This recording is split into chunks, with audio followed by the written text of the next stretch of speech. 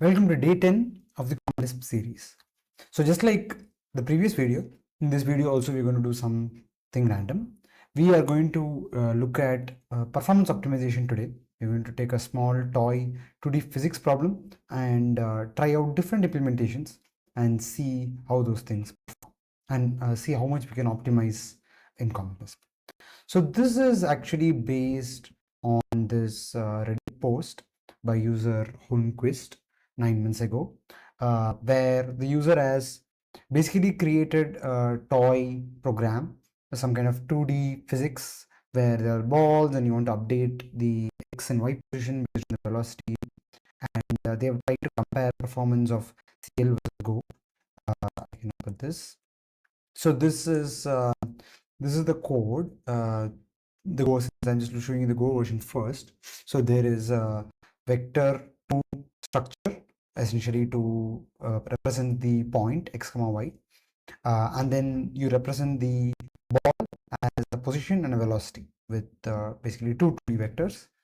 You make 32,000 balls, and we are doing something very simple. We're going to set x velocity to 0.1 and everything else is 0, and 1,000 times we are going to update the position of each of these balls, right? So this is a very simple setup, and then finally you just print one of the positions and time it just for completeness. But as you can see, that is very simple, right? There's no ball collision or there's none of that, and there is also no parallelism. Just like in the previous video, this is also a situation where for this problem setup you could easily parallelize, but we are not going to do that. Assuming you have a single core, what is the performance of this function? So the user has a complex implementation here as well. So I'm going to do something similar. So let's get started. So we'll start with C baseline. I didn't want to do it with Go, I want to do it with C. So that becomes our gold standard. So I am doing something very simple here, same structure to represent X and Y, and then a structure with the position and velocity for the ball. And then we create our 32,000 ball structures, and we are initializing all of that with just velocity as 0.1, right? And none of this is efficient. It's okay. This is not going to be timed. So the core portion we see here, the one we are actually going to time is this portion. So we are doing for 1,000 times. We are going to update the 32,000 balls, one of the position based on the current velocity. The velocity is not changing, but that's the setup. And then we run this, and we also just randomly print out one of the positions just to ensure that everything is working, right? So I have a make file here. So here, if you see, I have actually taken full optimization. I'm going to remove that because there is a lot of performance difference. Let's start with the simple version, right? And if I run this, it is taking around 90 milliseconds, and this is the sample completeness. This value is right. This is what it's supposed to be.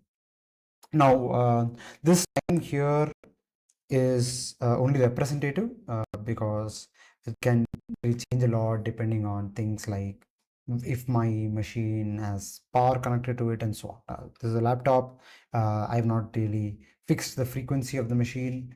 There is also scheduling, so could be assigned to any core. So essentially, this absolute number is not so important. It can vary, but in fact I have seen it varying. But I then just immediately run my other versions and compare a ballpark value. In general, for a single setup, it is reasonably stable. So you can imagine that this is the range, right? Like you see, it is varying, but we're going to keep this as the range of the thing that we're comparing against. So this is our C baseline, right? So how do we do it in Common Lisp? So if you see here, I actually have quite a number of different implementations.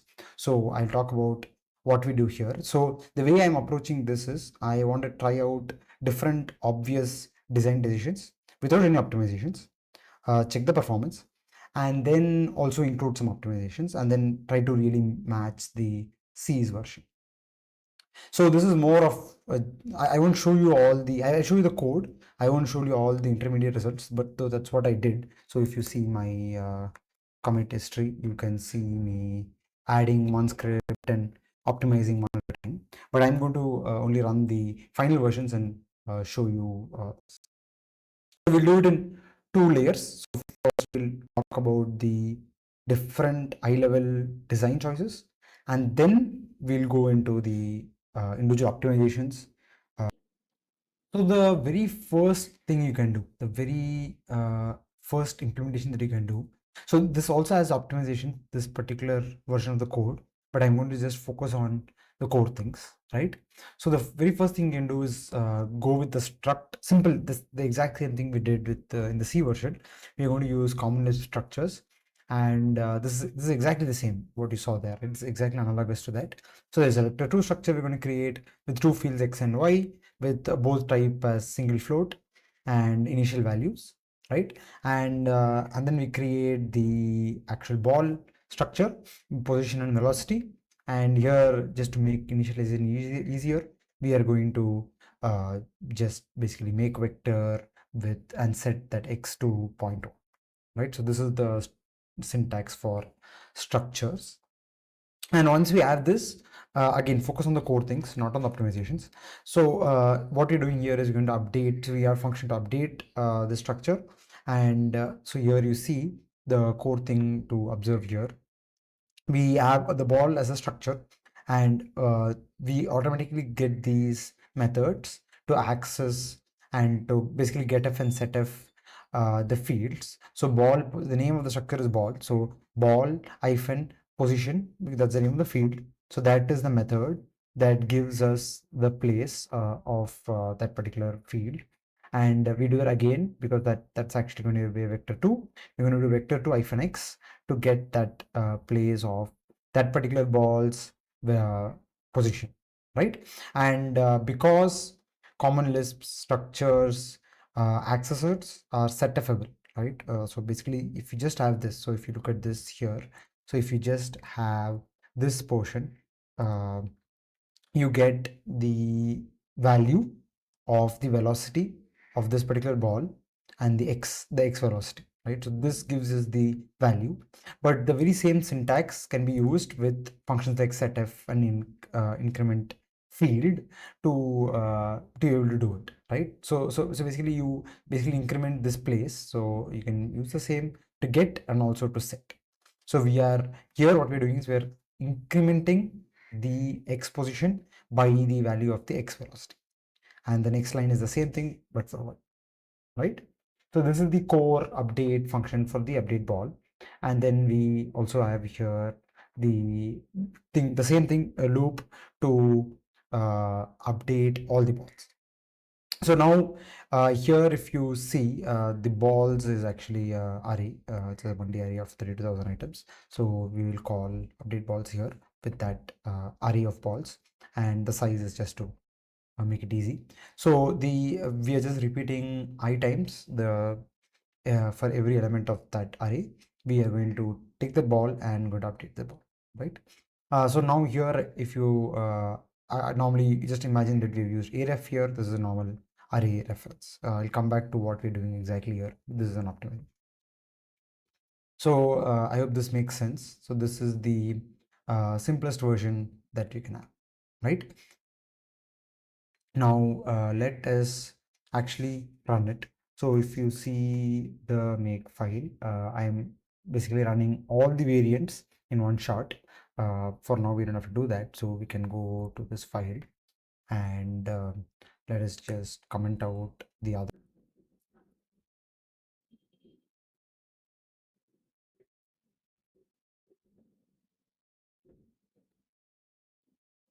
Now, how am I running this individual file? So this time, instead of evaluating directly from the REPL, I am going to run it as a script. So sbcl script and then the name of the file. And if you see the file that we were seeing earlier, we have this time function that we also used in the previous video to actually time this whole thing.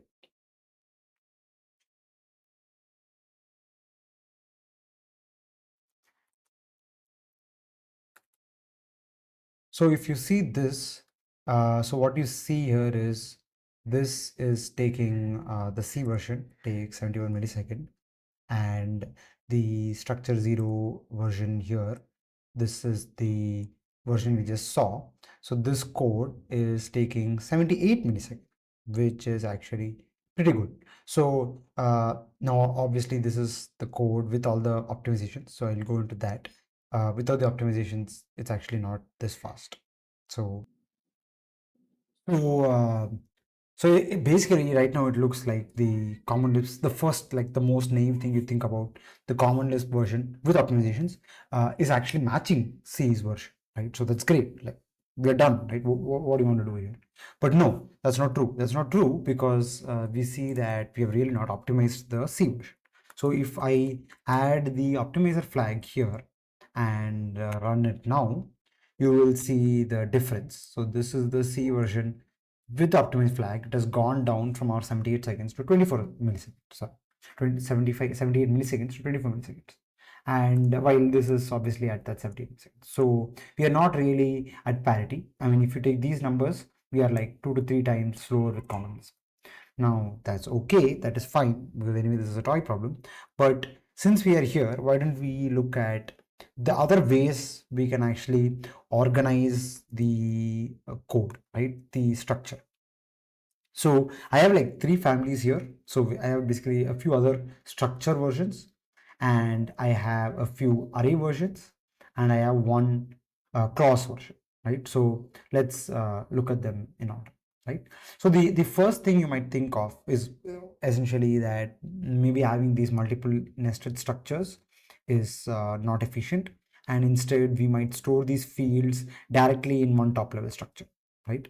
And this is I mean a valid design choice depending on the rest of your structure, right? So for this toy problem, it doesn't make any difference. I can do this, and because that's my only task. But in reality, you might want to do other things with your position and velocity vectors. You might have other vector helper functions. So then this organization is really not that great. But this is one variant.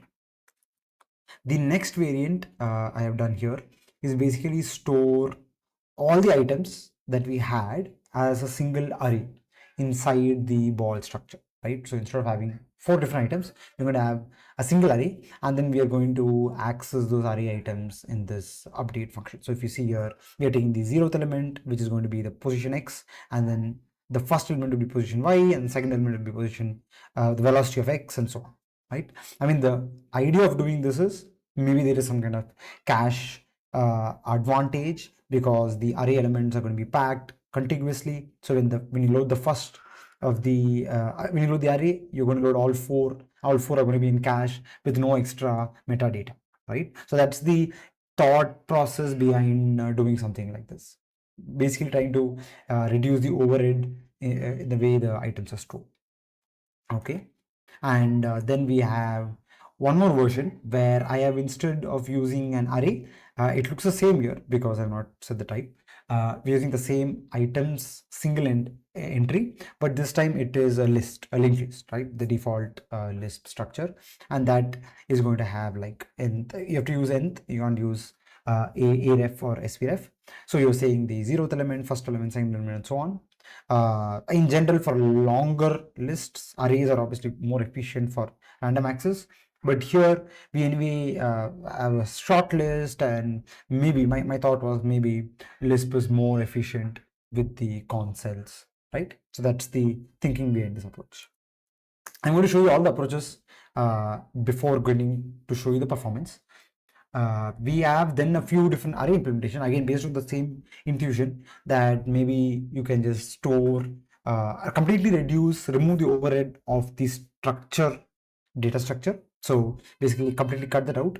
So in this version, what I'm doing is I am going to store the balls. So there is no ball structure. There is simply one big array, and this array is of size whatever number of balls, 32,000 into 4, right? So we are contiguously storing position x, position y, velocity x, velocity y of the first ball, and then follow it up with the second ball, and so on and so on. And it's a single array. There is no all of this again with the same logic that because we're going to iterate through these balls in from I1 0 onwards, maybe the cache locality helps, right? So that's really the thinking behind this approach. Now, since we're here, for logical completeness, I also tried the other version where I made it into a 2D array. So instead of a 1D array, it's a 2D array, and this is a bit more logically clear, right? So the second dimension is the 4 with the 4 elements, uh, and everything else is the same. So the thinking is this is a bit cleaner version of the previous one, and most likely array elements are anyway row wisely stored, so maybe you can get away and get the same performance with this one. We also have finally for completeness uh, clause implementation. Now, so clause or CLOS, I think as it's called, is the common Lisp object oriented programming system. We will go into more details about this later. It's very powerful. It has a lot of features. In this particular example, we are really not using any of the interesting features. We don't even have an inheritance hierarchy. We don't have any of that. But just for like interest and for completeness, I wanted to implement the same problem using classes, right, instead of structures. So we have def class ball, and this shows what you're inheriting from. You're not inheriting from anything here. And then you have your fields, right? So you have your field X, and init form is used to set the initial value of that field. And then you have set the type, the single float, and then you set accessor as in the function that you want to use to get and set this value. So the rest of it should make immediate sense to you. So we are just basically having these 4 fields, and we are instead of having the structure, we are having a class. So I mean, the general rule of thumb is structures are obviously faster than classes. So you don't use class for a problem like this. But I just wanted to do it and get a feel for it, right? Now see the performance difference. And just one more thing to note here, you see the method for accessor. The accessor is a bit cleaner in classes compared to structures. So in structure, we had to call it as ball-x or ball-vx. Here, you just use whatever is the field that you have specified here. So you can directly use that. So the code is a bit cleaner and more compact looking. So these are the different variants. So you see we have a few structure variants. We have a few array variants, and we have this one class variant. Now, before I show you the performance, let me also talk about the optimizations. So how I actually did this, I wrote the unoptimized versions first, and I looked at the performance, and then I kept adding one by one the optimizations that are mostly discussed on this thread, because I'm also new to this stuff, but I kind of saw the impact of the various optimizations. I'm just going to show you the total impact instead of like going through these individual details, but that's something you can try out if you're interested. So all of my code has been updated to use the optimizations, and so let's look at what I mean by optimizations, right? So the first one is this. So what is this? So this is basically common Lisp way of at least in SBCL, if I understand this, to ask the compiler to prioritize different aspects of compilation. So if you see here the 3 main knobs, you're asking to optimize and set optimize for speed, and basically not really focus on debuggability or safety. So what this means is some of the type checks and stuff like that would be like skipped in the interest of speed. If you set this to, you don't have to set it between zero, you can set it between 0 and 1. So if I do something like this, some of the checks would be removed, not all, and so on, right? So you can basically choose what you want in what scenario.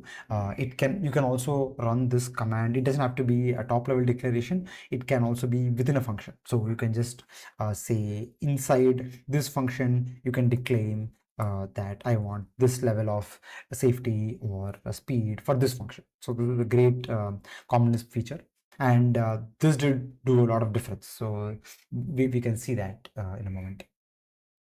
So the second optimization is this thing, which is basically inlining this function, right? So this is a very simple concept, it's a well-known concept. So we are inlining this function. This is being called multiple times in this function, so those calls just get inlined, right? So this is simple.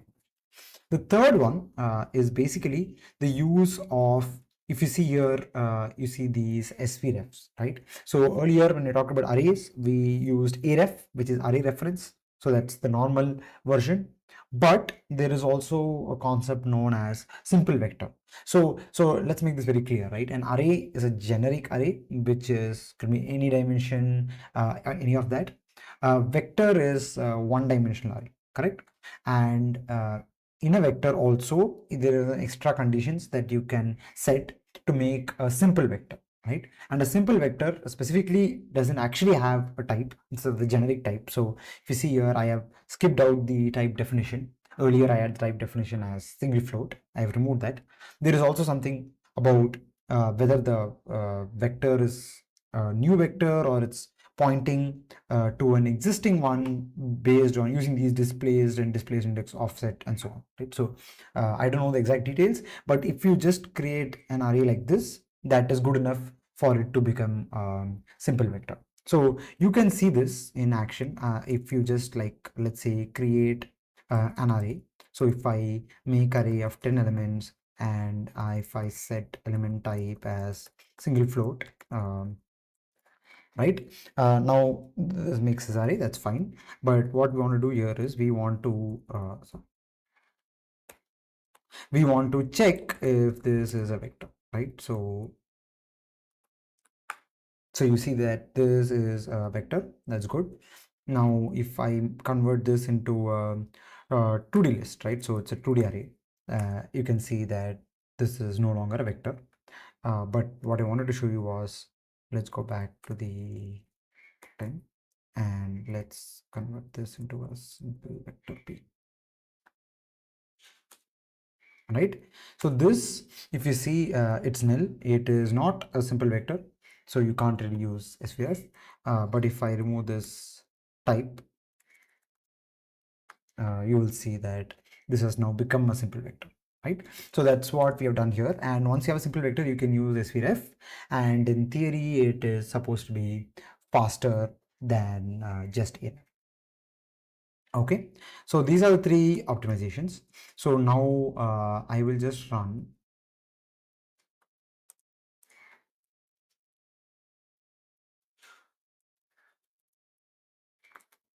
all of our different functions that we have today, and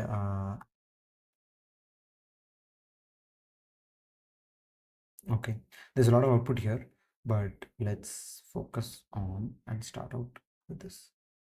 So if you see here, so we are starting out, I have this extra task set. This is basically a Linux command to force this script to only run on core 0, just for reducing some amount of the variance. And if you see here, we have the C version. As before, it remains in a very high performance. We have already seen the structure 0 version with the with the actual nested structures, and that's around 83 milliseconds. We see this implementation, the one with all four. Can this? The one with all four of them in a single shot, you see that it is achieving around 44 milliseconds, which is great, which is much faster than our structure 0 implementation. This is like half the speed. That extra nested structure access removal has been great for performance. Let's go next. We have structure 2, which is the array version, right?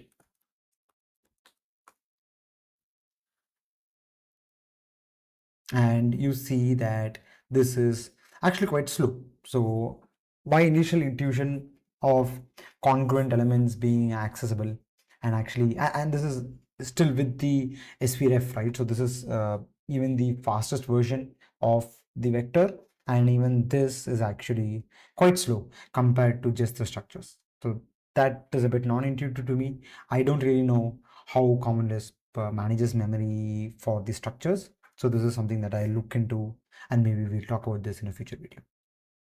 The next one, which is exactly the same as this, but it uses lists instead of arrays. You see that it's in the pretty much same performance ballpark. There is no major impact. It's a bit slower, but I wouldn't call really this as a major impact. So we are talking about, for 4 elements, there being no difference between the array version and the list version. That kind of makes sense. Maybe we should try with larger sizes or do a proper study around this. So let's look at the array version. So this array version is the full contiguous array. So this is the one where we have all the elements in one shot, and that takes around 200 millisecond, which is in the same ballpark as the previous two implementation. So we are seeing that actually cutting out the structure out of the story is not really it's not really like giving you any benefits, right? So we have the use of structures before, and here we have no use of structures, but that's not really adding any overhead, at least at the full maximum optimized version, right? So that's interesting. So what this actually just means is that uh, you might as well go with implementing it in using structures, right? I mean, that's the one that is logically the first thing you would do, and that there is no benefit of thinking about removing that concept and going with a more complex implementation where you're really like hiding away the details. You're not really giving a clean interface, right? That's not really giving you any performance improvement. And this version, if you see interestingly, is around 4 times slower than the previous version. So this also is not very intuitive to me, because the difference between this and this, as you remember, is basically we are using a 1D array versus a 2D array, and the 2D array actually is quite slow. I mean, I didn't expect that there would be this much of a difference between these two, but this is what has happened. So again, this is something I need to look into deeper. Maybe this will be a topic of a future video. How do common Lisp 2D arrays work, and is it not contiguous row wise like I thought, or where is this difference coming from, right? And finally, we have our clause implementation. And if you see, that is around 700 milliseconds, the same ballpark as these two are our most inefficient implementations. This is also a bit unexpected because I mean, I did think that clause would definitely be slower than the structure version, but we are talking about like 10 times difference, right? Compared to our most optimal structures. So even if these two, right, which is like 80 millisecond and 40 millisecond, and this is at like 800 milliseconds. So this is like 10 to 20 times slower. So that clearly shows you why maybe you should definitely not use clause for this side of simple problems. But obviously, when you usually go and use clause, that's because you have actual object-oriented modeling that you want to do, right? So the benefits that gives is not really performance; it's more structure and ease of change and so on. And obviously, we have a very simple toy problem. The moment you change some things, maybe none of these numbers make any sense, right? Okay, so now let's look at the impact of the different optimizations that we did by basically like removing them, right? And I'm going to just focus on one, like let's pick the structure 0 or structure 1, and let's just work with that. So let me go back here and comment all of this out.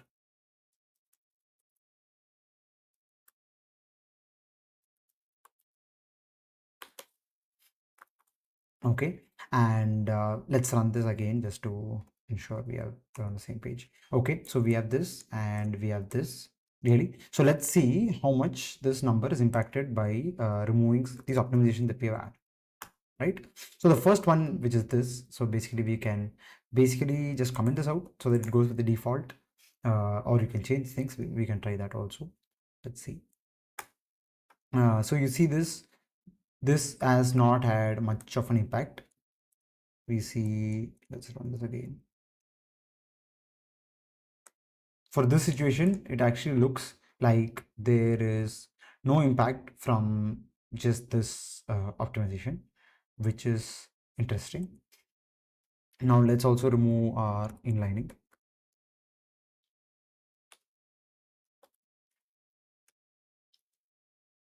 You can see there is some impact because of this. Around like 20%, it's gone from 80 millisecond to 100 milliseconds. So you see this consistently. We are kind of having 20% reduction, basically 20% improvement in performance when we actually add inlining, right? So that's interesting. And the third thing is the array instead of the simple vector. So maybe if I just replace, there is, I believe, only one or two instances of this simple. So if I just change this to arefs, right, that should do it. And for completeness, let's also add the elemental. Right, this was how my code initially looked like, because that's what it enabling it. Okay, we have a problem. The problem seems to be that, sorry, it is not element type is not single float, it's actually the ball structure. And you see the performance now has gone up to 160. So basically, with the addition of SVREF and the addition of inlining, we have gone from 160 milliseconds down to 80 milliseconds, right? We have kind of halved our total runtime. I also think the sounds optimizations might add up and mix in weird ways. So if I say uncomment this, we don't have inlining yet. We do have the general array, and we are now adding just the optimization. Let's see what kind of impact that has. And you see that here your performance has gone down from 160 milliseconds to 130 milliseconds. So there is a consistent improvement by just by optimization when you have the use of arefs, right? So I mean, this just goes to show you how difficult some of these optimizations can be, because everything depends on everything else. What are you doing in what order, right? When I switched out, when I basically converted these arefs to SVRefs, simple vectors, there was nothing more left for this declaim statement to do anything, right? But in the case when it's generic, there is a good 30 millisecond that you're able to shave off. So these three optimizations I've included in all of the scripts that you've seen. So I can maybe go to structure one, and here also we have all of them. So if I, let's say, remove this and remove this, let's go to make file, and let's go to this, comment this out, and run this version. So you see this is right now at 80 millisecond. So if I,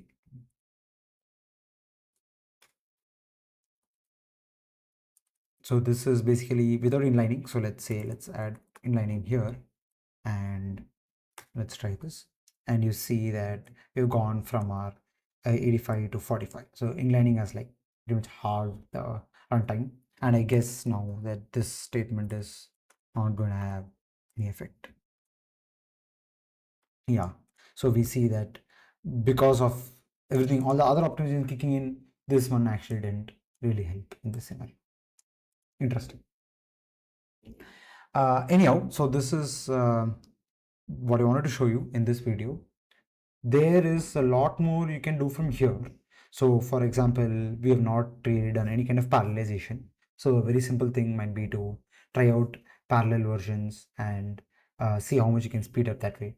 There is also things like vectorization, right? Using instructions like avx2, avx512, things like that to speed up. But for a single core, for a single threaded implementation, what we have seen today is that our best version is this, which is a single version of structure. And even this version is around 2x slower than C. All our other versions are optimized C, that is C with O3, the highest level optimization. Obviously, other versions that we tried, I did think that arrays and stuff might help, but that didn't really hold true. We see a full range of optimization from, I mean, full range of performance from 2x to all the way to 20x if you use clause, for instance. So there's a full range, and there's stuff you need to do. But again, I mean, all of this exercise is just for fun. There is no point in optimizing your code to this level if you have to actually change your code and you actually have other things you want to do your code to do, right? Your problem is never this simple as one simple single objective and no changes to your code. Things like clause are really optimized for, developer ease and for ease of flexibility in changing your code. So that's not something that you can just get from a language like C. So the performance comparison may not be like really apples to apples between clause and the simple C version. But in general, it looks like if you really want performance, you can at least get to 2x uh, with the judicious use of these techniques. And this was a very fun exercise for me. I am also very new to this, so maybe I'm not done. I have not really squeezed all the juice that is possible, and I am interested in seeing and exploring the space and seeing what else we can do. So maybe we'll have future videos on different other performance optimizations, and maybe I end up learning some more techniques. But this is it for today. See you.